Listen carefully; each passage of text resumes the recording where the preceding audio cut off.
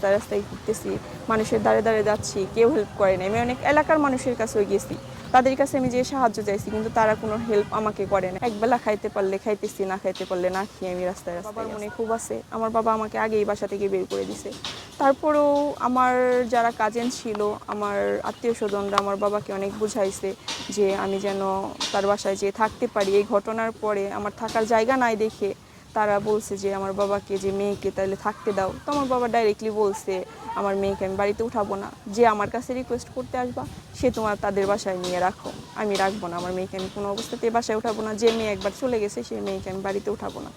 এই জন্য আমি এক এক দিন হয়তো যেখানে জায়গা পাই নিজের আত্মীয় স্বজনের বাসায় থাকতেছি।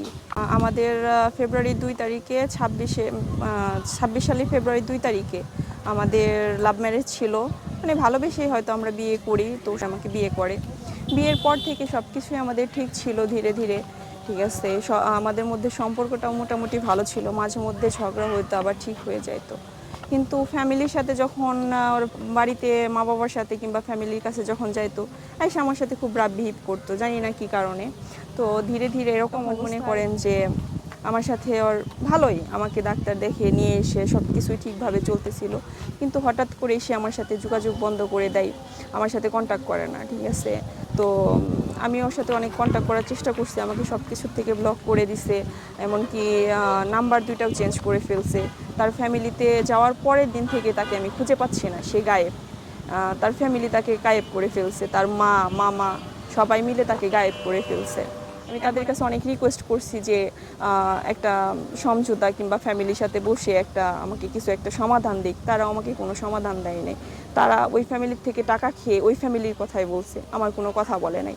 এমনকি ওর ফ্যামিলি মেম্বাররা বলতেছে এখন যে আমার সম্পর্কে বিভিন্ন মন্তব্য, যে আমি নাকি টাকার জন্য কিংবা আমি আমার কাবিনের টাকার জন্য এরকম করতেছি।